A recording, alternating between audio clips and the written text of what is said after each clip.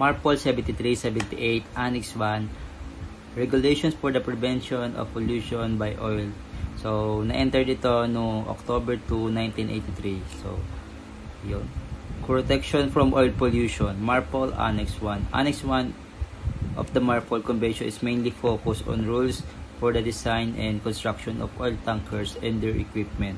These requirements are closely related to the damage stability requirements for oil tankers. So, sasabi nga dito yung requirements are closely related to damage stability requirements for oil tankers from oil tankers. So ito yon sinasabi dito.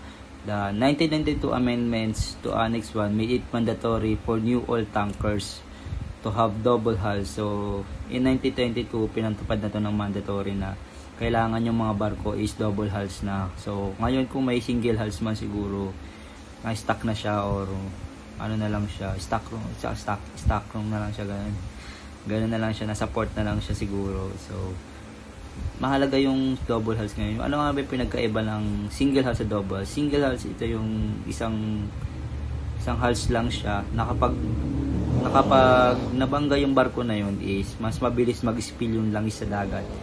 Yun. So, yung double hulls is, ito na yung two hulls na siya. Means, pag nabangga yung barko nyo is, under protection pa na siya ng isang hulls yung oil nyo. Kaya, hindi mas mabilis mag-spill yung langis sa dagat. Yun.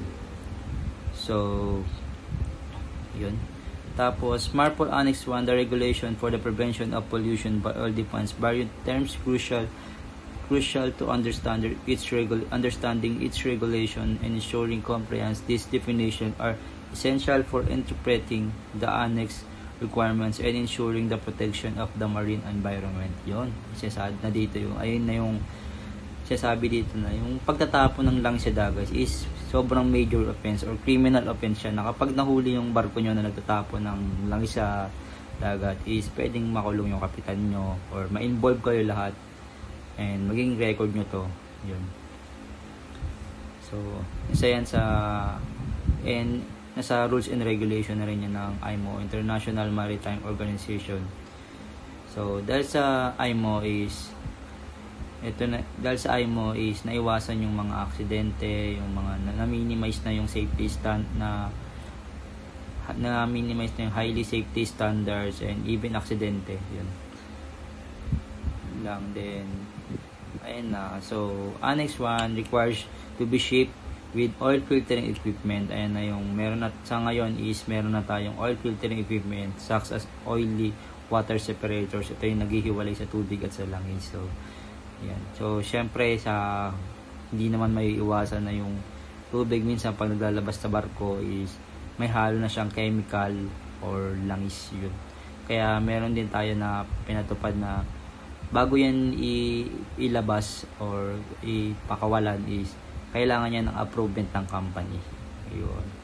The discharge of oil is only allowed o oil content is below 15 parts per million. Ayan yung allow oil content is below 15 parts per million. Ayun.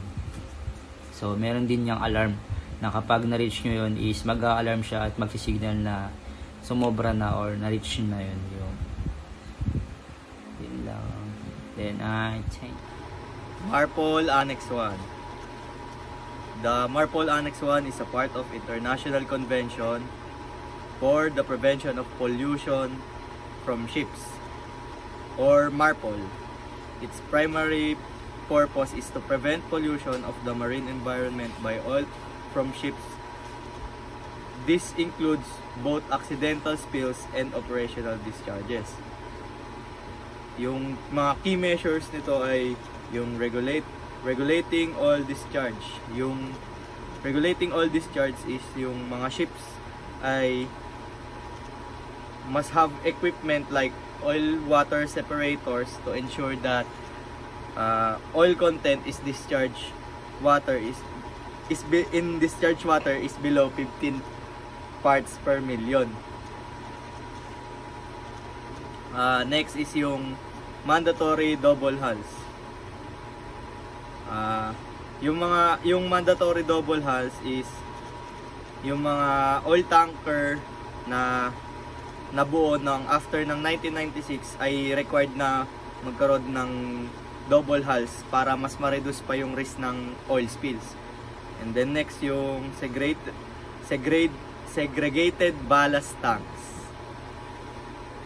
Yung segregated ballast tanks is yung mga new oil tankers ay kailangan ng mga segregated ballast tanks para din ma-prevent yung contamination ng ballast water. These regulations help protect marine life and coastal environments from the harmful effects of oil pollution.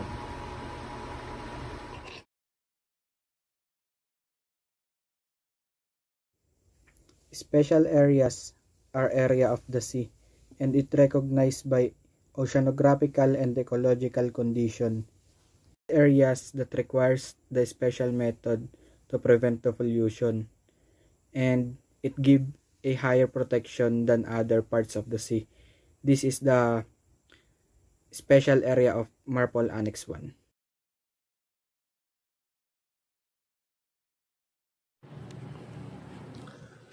Today, I'll talk about the methods to prevent oil pollution on ship. First, in ship design, we have to use double hulls to protect against spills in case of damage, and oil water separators to clean bilge water before it's released into the sea.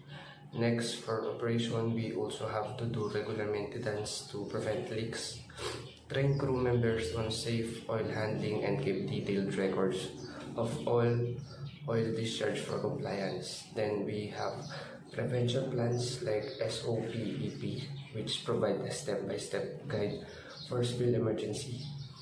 And we use safe tank cleaning to reduce oil residue in tanks. Legally, we follow MARPOL Annex 1 rules for oil discharge and use port reception facilities to dispose of oil waste safely on shore. And lastly, technology plays a role with spill detection system to catch spills early, and boom and skinners to contain and clean up oil in case of an emergency or accident. The discharge provision for oil and oily waste are primarily governed by MARPOL Annex 1. Number 1. Prohibition. Discharging oil or oily mixture into the sea is prohibited for ships of 400 gross tonnage and above except under a specific condition. Condition for discharge. Number 2. The discharge is allowed only if the ship is en route. The oily mixture is processed through an oil filtering equipment. The oil content of the effluent without dilution does not exceed 15 parts per million. Number 3. Emergency situation. In case of emergencies that imperil life or property or unavoidable accident, collision, or stranding, discharge are permitted. Number 4. Retention on board. Oil or petroleum waste from the engine room, pump room, and sloop tank must be retained on board in designated tanks until they can be discharged to reception facilities. This regulation aims to minimize pollution and protect the marine environment. That's all po. Thank you. SOPEP, Shipboard Oil Pollution Emergency Plan. SOPEP is a plan every large ship carries to deal with oil spill. General info, details about the ship and owner. Procedures, step-by-step action for handling spill. Contact, who to call in emergency. Equipment, list of tools on board to combat oil pollution. OPA 90, Oil Pollution Act of 1990. OPA 90 is a U.S. law enacted after the Exxon Valdez spill to prevent and manage oil spill. Prevention, rules to avoid spills. Liability, who pays for cleanup and damage. response plan. Detailed plan for dealing with spill. The impact of oil in marine environment. The oil is kill the organisms and reduce their fitness and disrupt the structure and function of marine communities because they kill animals at sea like fish or others. The corals, it can be damaged. The oil is very harmful because it can damage the animals at sea like fish or other, and the corals, the structure, and other areas of the sea have oil can be damaged it.